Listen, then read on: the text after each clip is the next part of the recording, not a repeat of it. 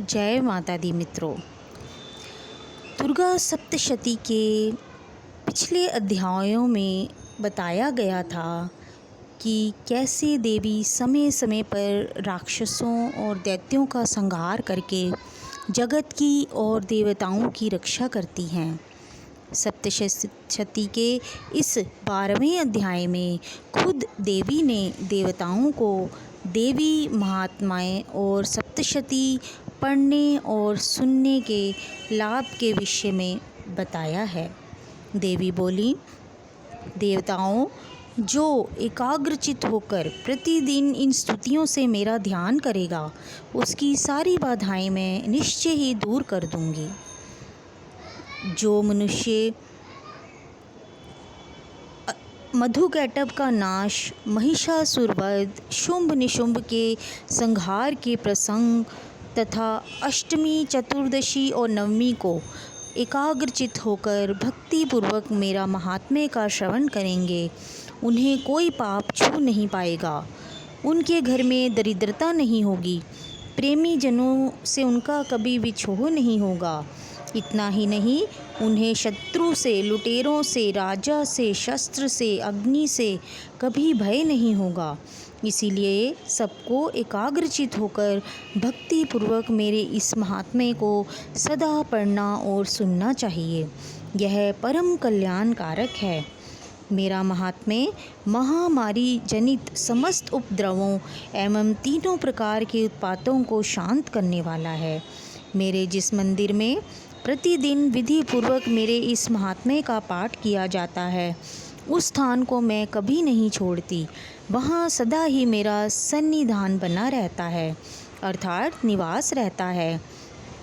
पूजा, home तथा महोत्सव के अवसरों पर मेरे इस चरित्र का पूरा पाठ और हवन करना चाहिए। ऐसा करने पर मनुष्य विधि को जानकर या बिना विधि के मेरे लिए जो पूजा या होम करेगा, उसे मैं बड़ी प्रसन्नता के साथ ग्रहण करूँगी। शरद काल में जो वार्षिक महापूजा की जाती है, उस अवसर पर जो मेरे इस महात्म्य को भक्तिपूर्वक सुनेगा, वह मनुष्य मेरे प्रसाद से सब बाधाओं से मुक्त एवं धन, धान्य और पुत्र से संपन्न होगा। इसमें तनिक भी संदेह नहीं। मेरे इस महात्म्य, मेरे सुंदर कथाओं को तथा युद्ध में किए हुए मेरे पराक्रम को सुनने से मनुष्य निर्भय हो जाता है।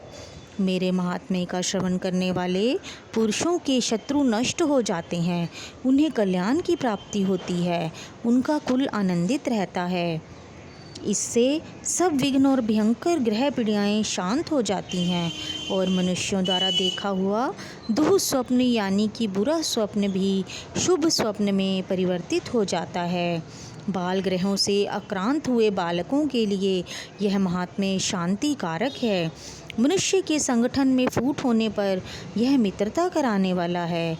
यह महात्म्य समस्त दुराचारियों के बल का नाश करता है। इसके पाठ मात्र से राक्षसों, भूतों और पिशाचों का नाश हो जाता है। मेरा यह महात्म्य मेरे सामीप्य को प्राप्ति कराने वाला है। पुष्प, अर्घ्य, धूप, दीप, गंध आदि से पूजन करने से, ब्राह्मण भोज से, होम से, प्रतिदिन अभिषेक करने से, नाना प्रकार के भोगों के अर्पण से, दान से, 1 वर्ष तक मेरी आराधना से मुझे जितनी प्रसन्नता होती है, उतनी प्रसन्नता मेरे इस उत्तम चरित्र का एक बार श्रवण करने मात्र से हो जाती है। यह महात्म्य श्रवण करने पर पापों को हर लेता है और आरोग्य प्रदान करता है। मेरे प्रादुर्भाव का कीर्तन समस्त भूतों से रक्षा करता है। इसके श्रवण करने पर मनुष्यों को शत्रु का भय नहीं रहता। देवताओं, तुमने और ब्रह्म ऋषियों ने जो मेरी स्तुतियाँ की हैं तथा ब्रह्मा जी ने जो स्तुतियाँ की हैं, वे सभी कल्याणमयी बुद्धि प्रदान करती हैं। वन में, सूने मार्ग में, निर्जन स्थान में, शत्रुओं से पकड़े जाने पर, जंगल में सिंह जंगली हाथियों के पीछा करने पर मेरे चरित्र का स्मरण करने से कष्टों से रक्षा होती है। कुपित राजा के आदेश से वध या बंधन के स्थान में ले जाए जाने पर, महासागर में नाव पर बैठने के बाद भारी तूफान से नाव के डगमग होने पर जो मेरे चरित्र का स्मरण करता है वह संकट मुक्त हो जाता है। मेरे प्रभाव से सिंह आदि हिंसक जंतु नष्ट हो जाते हैं। लुटेरे और शत्रु भी मेरे चरित्र का स्मरण करने वाले पुरुष से दूर भागते हैं। ऋषि कहते हैं, ऐसा कहकर प्रचंड पराक्रम वाली भगवती चंडिका सब देवताओं के देखते देखते अंतर ध्यान हो गई। फिर समस्त देवता भी शत्रुओं के मारे जाने से निर्भय हो पहले की भांति यज्ञ भाग का उपयोग करते हुए अपने अपने अधिकार का पालन करने लगे। संसार का विध्वंस करने वाले महाभयंकर पराक्रमी देव शत्रु शिंभ तथा महाबली निशुंभ के युद्ध में देवी द्वारा मारे जाने पर शेष दैत्य पाताल लोक में चले गए। हे राजन, इस प्रकार भगवती अंबिका देवी नित्य होती हुई भी पुनः पुनः प्रकट होकर जगत की रक्षा करती हैं। वे ही इस विश्व को मोहित करती हैं, वे ही जगत को जन्म देती हैं, वे ही प्रार्थना करने पर संतुष्ट हो समृद्धि प्रदान करती हैं।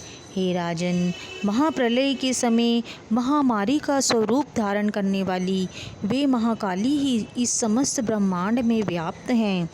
वे ही समय समय पर महामारी का रूप बनाती हैं और स्वयं अजन्मा होती हुई भी सृष्टि के रूप में प्रकट होती हैं।